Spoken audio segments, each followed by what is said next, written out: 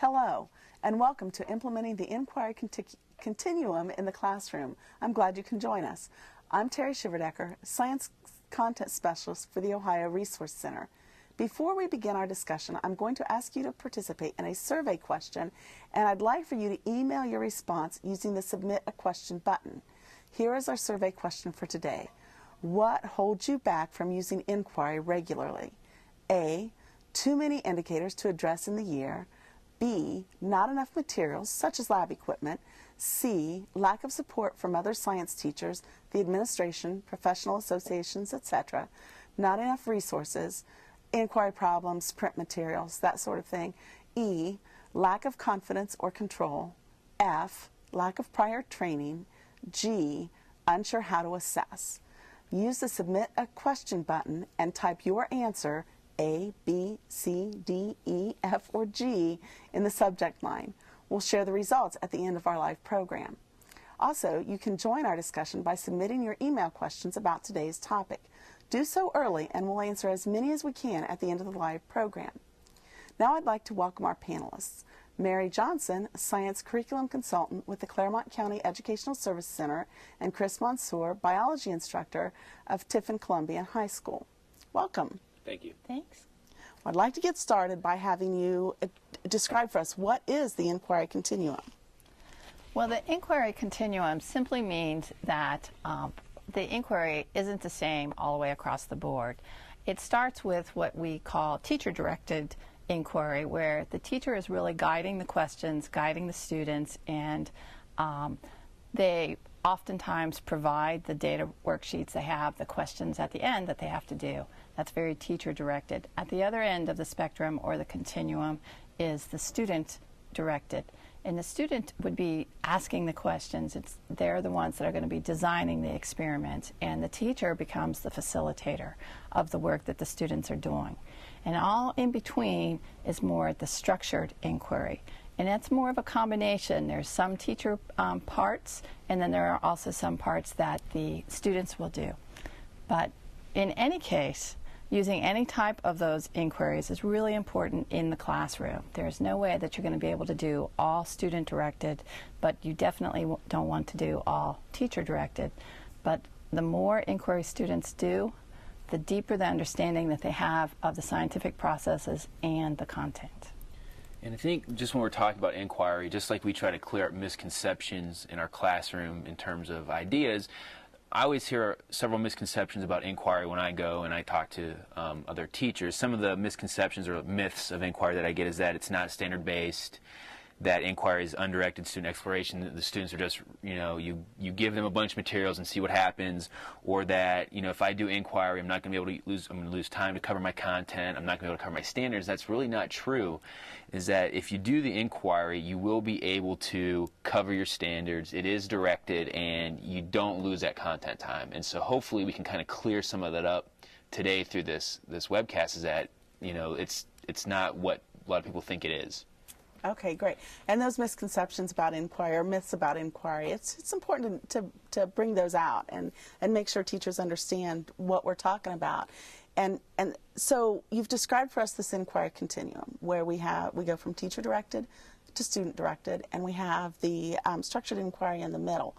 Are there characteristics of inquiry that we see at all points along the inquiry continuum? I think when we talk about inquiry, we have to understand that we have to get this idea that it's a student of science. It shouldn't no longer be students of science, it should be students doing the science. And so when we do inquiry, you're doing basic scientific processes that are laid out in those some of those process standards that we've seen in the science standards for OGT.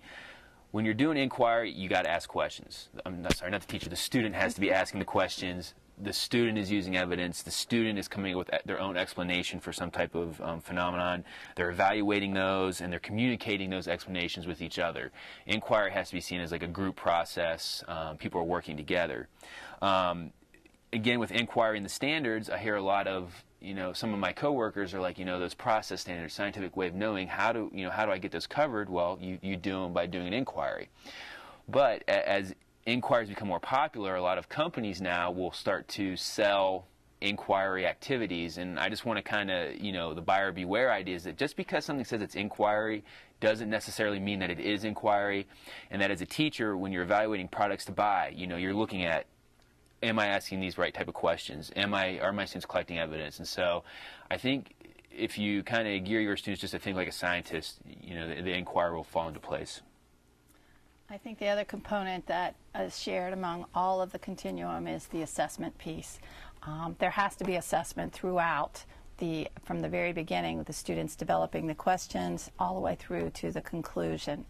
And one of the best ways to do that is to design rubrics that reflect the scientific processes and allow the students to know what those rubrics are ahead of time, because they need to know the focus is on the scientific processes and the content, not on how neat my lab report happens to be, or that I have really good drawings, or I've done multiple colors using the computer. But the focus is on those process skills. And so the more you use a rubric and grade their work based on those process skills, the more effective their learning is going to be.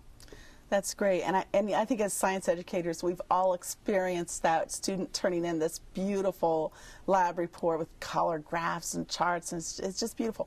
But it really doesn't tell us anything about what the student has learned. But gosh darn it, it looks good. So, so when we're thinking about the inquiry continuum, we've got these characteristics that go across. We're asking questions, we're using evidence, we're formulating explanations, evaluating those explanations, and then communicating the explanations. But we're also assessing those science process skills all along the way, as well as the content.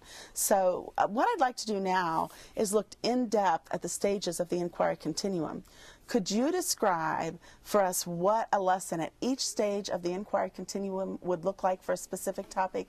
Say the characteristics of living organisms. I teach high school biology, usually 10th graders, and I know one of our major benchmarks is the characteristics of living things, and so I usually start out, I like to use yeast because they're organisms, they're easy to get, they're easy to manipulate, and so with a teacher-directed experiment, maybe testing for respiration or looking at fermentation or whatever in the yeast, a teacher-directed one where the teacher would provide the materials. They would weigh out the materials and provide to the students.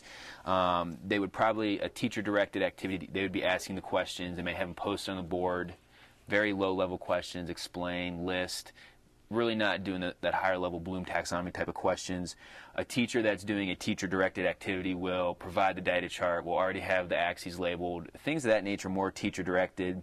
There might be a little bit of inquiry there at the end when they're asking questions, but really with the teacher-directed, the teacher is the focus, not the student. And so when you do a teacher-directed experiment, you're just trying to give them all this information, hoping that they get it, and they're really not using those process skills as an inquiry. And the big key with the piece that's missing from a teacher-directed is there's no communication between student and student. It's teacher to student, but I really think when students can talk to each other and they can share their experiences, that's important, and that's kind of lacking in the teacher-directed exploration.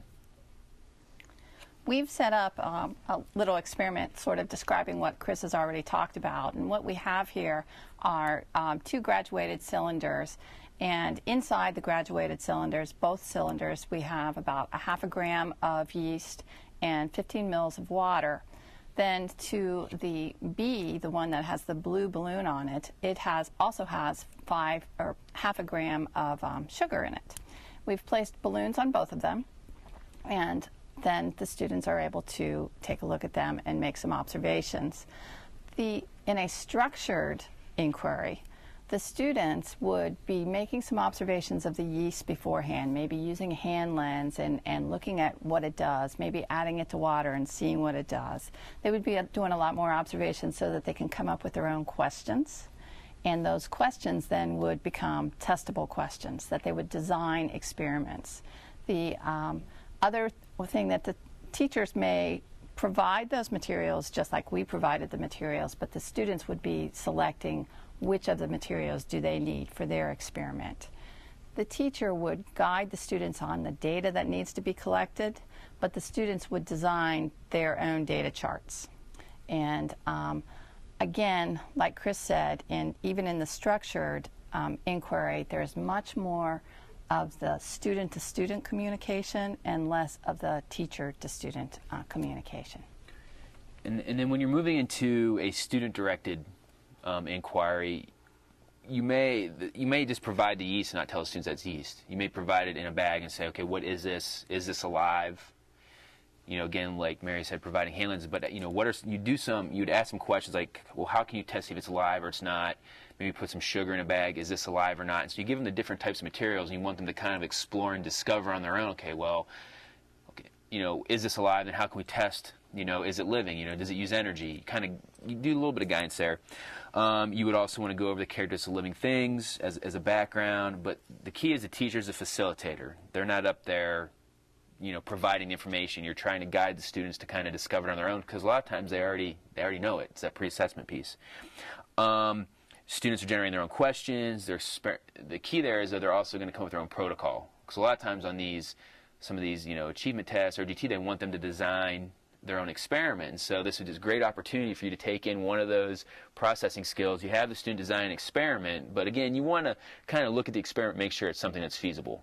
Even though you know as a teacher that the experiment might fail, as long as they're going through the process, that's the key to inquiry, is for them to actually go through and do the scientific process. Also, you're looking, you know, are they creating a testable question? You know, you're looking at their variables, things like that. And I think it's also important that students have the ability to do a self-rubric. They have a self-assessment. They have to be able to reflect back on what they did, what they learned, what they could have changed. And so I think that's a little bit more of a student-directed. So.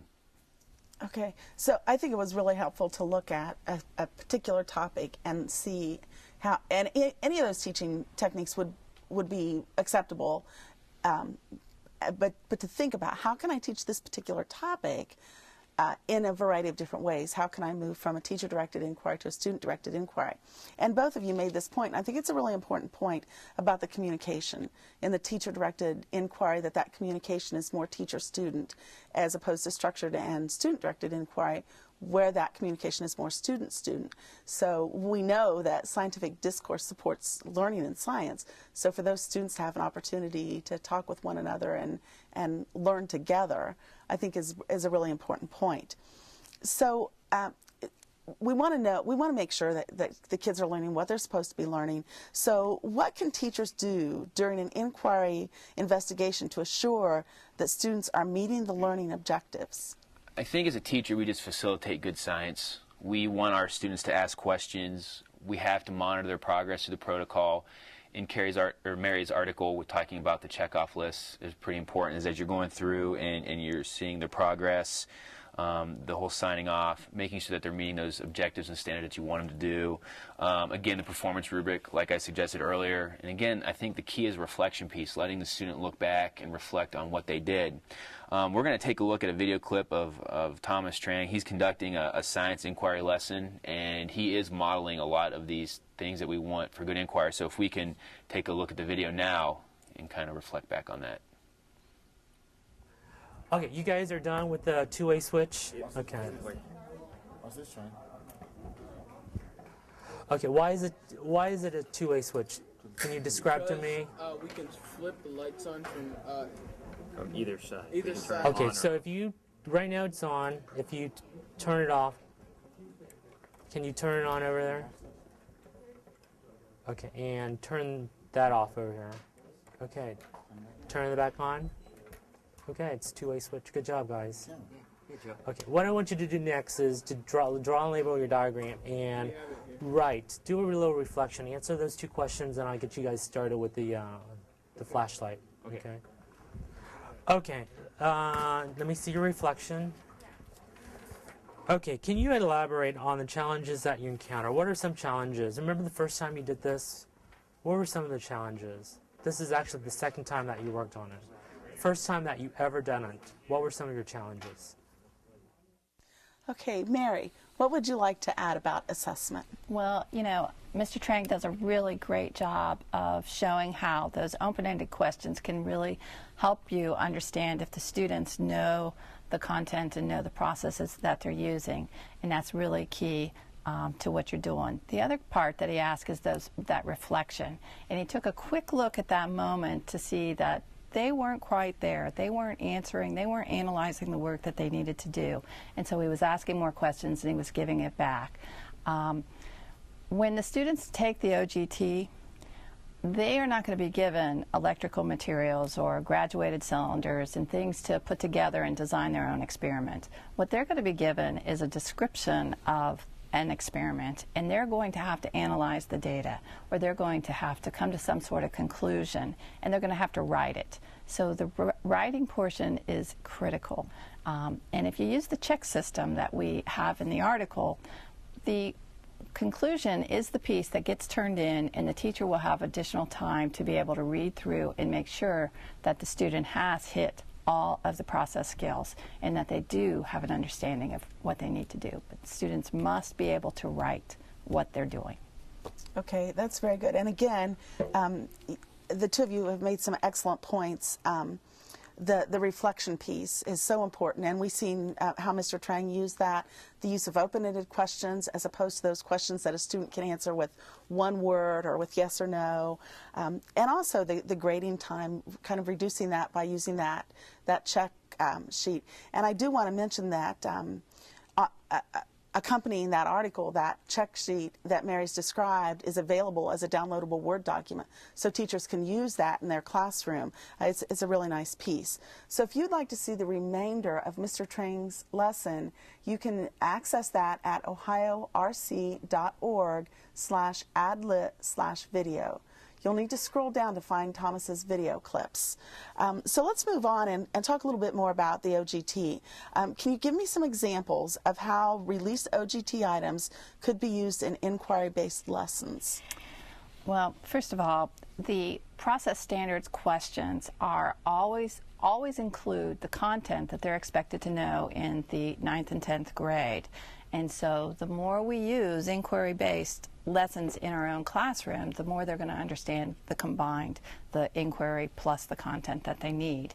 And if you look at those questions, it's fairly simple to take those questions, such as the ones on motion or water quality or energy transformation, and see how you can move that into your own classroom and make it an inquiry-based lesson. It's a good way to get started on using inquiry. As you can see on the screen, that there are the cluster of questions from 2007. It's based on the diagram, and this diagram is great for inquiry because it does cover areas of physical science like physical properties, chemical reactions, energy transformations, and one of the goal would try to tie these all together. Many times teachers try to teach like units. I cover this unit, I move on, I don't see it again. And really, if you're doing inquiry, you'd like to take what you've learned in the beginning of the year and kind of weave it throughout the whole curriculum, because as we know in science, everything is woven together. It's not standalone. So a question like this from the OGT would be great to develop some inquiries. For example, with a teacher-directed inquiry like this, the teacher would provide you the picture, an actual model, and maybe just ask some basic questions. You know, what are some chemical reactions occurring? What are some of the physical transformations? And the teacher might even explain some of the concepts and provide answers. Again, because with being teacher-centered or teacher-directed, it's the teacher, the student, I'm giving you the information, feed it back to me. And so some of those processes of inquiry might not actually be occurring. If we go to structured, you would want to probably do a pre-assessment. Okay, what is an energy transformation? What does it mean to have a chemical reaction? So with a structured one, you might provide a model that's not completed, or you might provide, take out some of the parts so the students would have the ability to think about, okay, well, if I add this, this will happen, or, what happens if you change the size of the fan blades? So you allow, in a structured one, for the student to have a little more control over their learning. It's no longer teacher-centered, but it's starting to become student-centered. Also, might even have the student create the model. But again, the key is asking a lot of open questions. You're asking for reflection. If you did a complete student-directed, I could see this being as you would just have the parts laying out maybe in bins, and you'd have the students try to kind of come up with their own model. Maybe have some extra pieces in there they might not need to see if they could, come up with the same idea. And what's interesting about that, you might have students developing different models, but they're all getting to the same objective, is understanding the transformations. So that's how I could see you could use as a released item into inquiry, and going from that teacher-centered or teacher-directed to student-centered, student-directed. Yeah, and just to pick up on a couple of the things there, these are readily available resources. So if one of your problems in really implementing inquiry is I just don't have enough resources, those released OGT items make great jumping off points for inquiry lessons. And also, Chris, you made the point about tying things together. I think that's a very good point to make, that we do tend to teach discrete ideas in science as if they're separate from one another, instead of looking at it as a unified body of knowledge. And then the last point I want to make about that the diagram is that we see a lot of diagrams and charts and data tables in the OGT.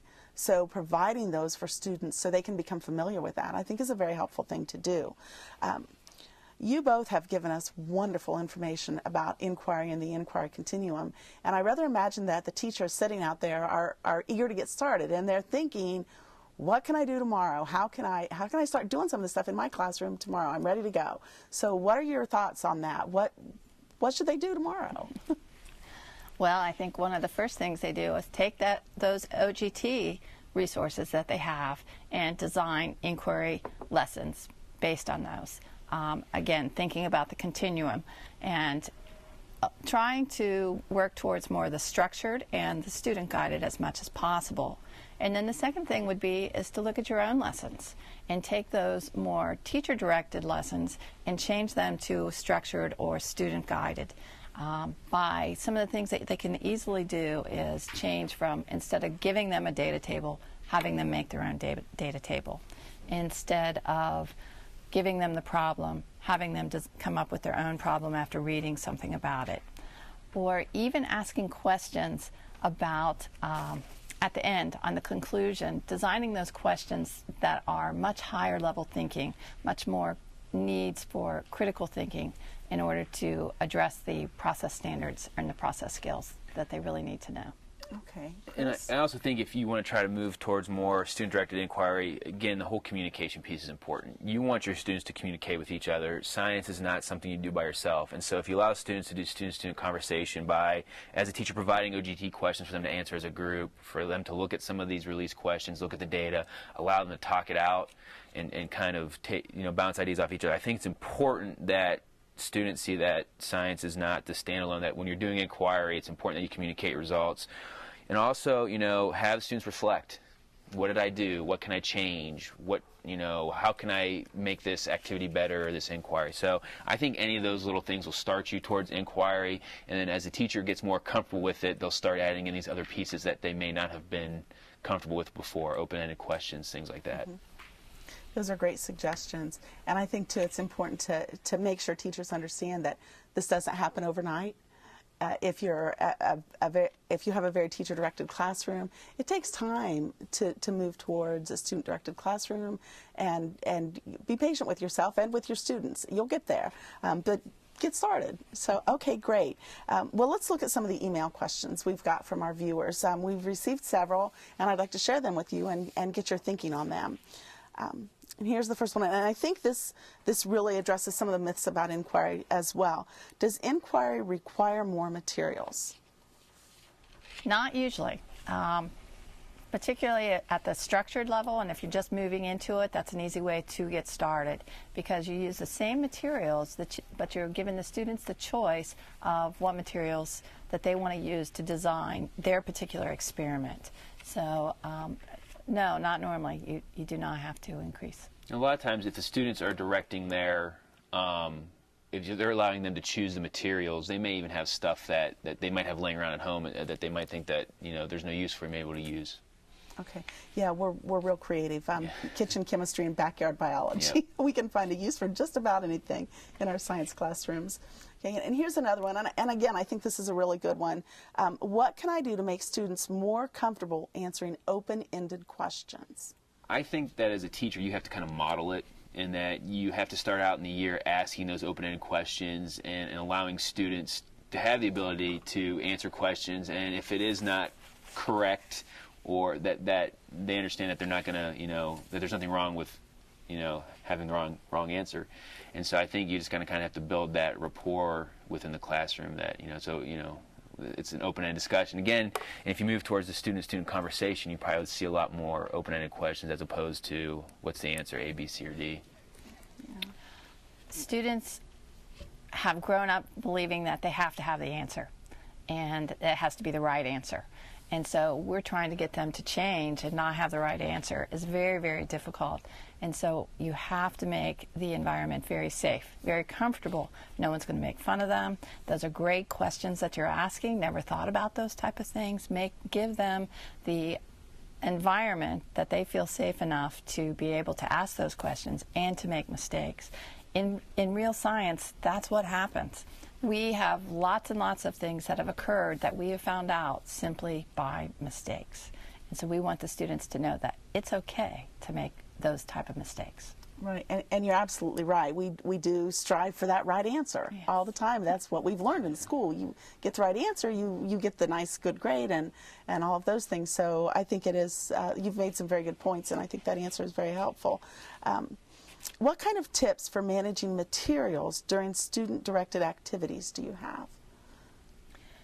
Well, one of the things that, if you use the check system so that you're monitoring what the students are doing, before they're allowed to actually do their experiment, you are already checking to see what materials that they need and if their design is appropriate beforehand. And once you check off on that, then you can control the materials that you're going to give those students. So there's a lot. It's very easy to manage the materials if you use the check system. And I think it also comes down to organization. You're going to have different stations, and I noticed in the video he'd use bins. So it's just a matter of being organized and knowing, okay, well, maybe you only need this for this part of the activity, and then maybe later on, next couple of days, you might need another part. So it just comes down to organizing and know what the students might need when. Okay, that's very good, very helpful. And here's one that's really, I think it's a critical question, particularly for our teachers who are just entering the profession. What do you feel is the toughest challenge for early learning teachers to implement true inquiry-based activities? Classroom management. Classroom management is, of course, early in your career is a problem in the first place, and to give up that control in your classroom, it's like stepping off of a cliff. You have to but once you do it, it's okay.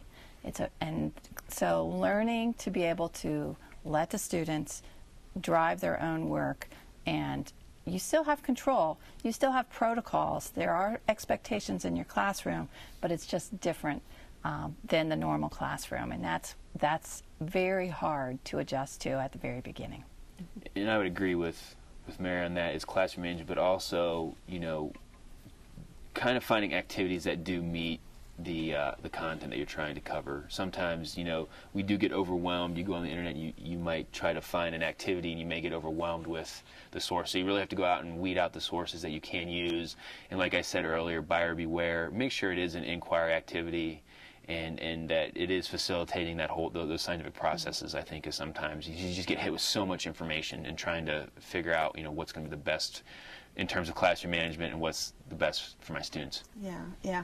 And I hope this doesn't come off sounding like a plug, but we do also have on the ORC site, on the For Science Educators page, a project that's called New Teacher Survival Guide.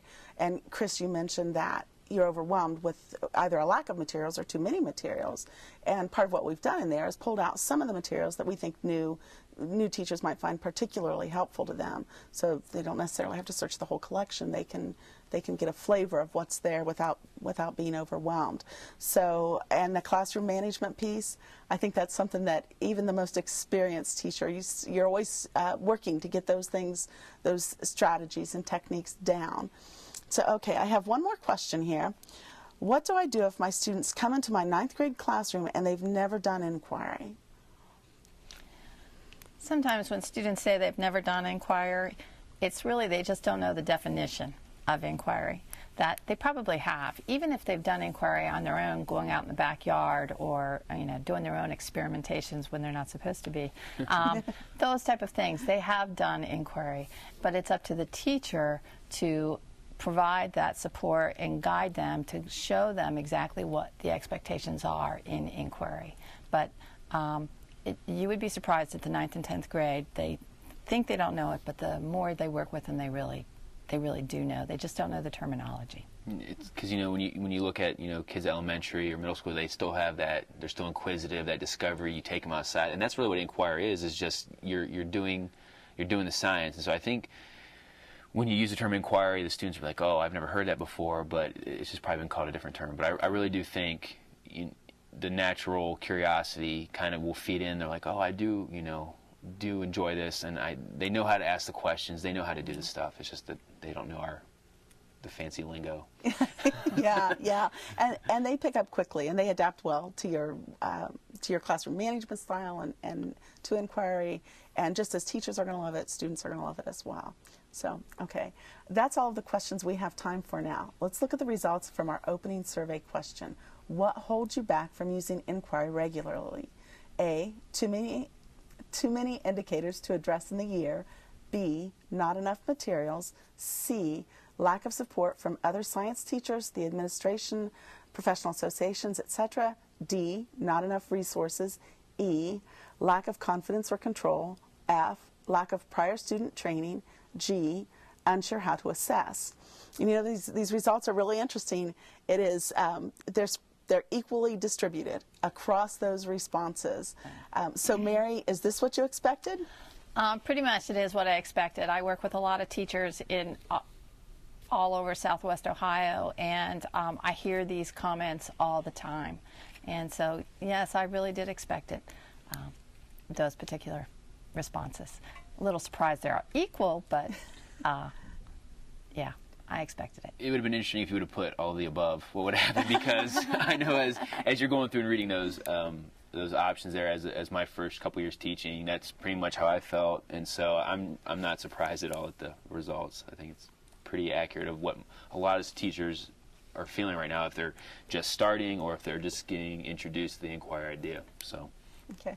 Well, I hope after this webcast and reading the article and looking at some of the other information, the supporting materials, that they feel a little more comfortable and begin to use inquiry.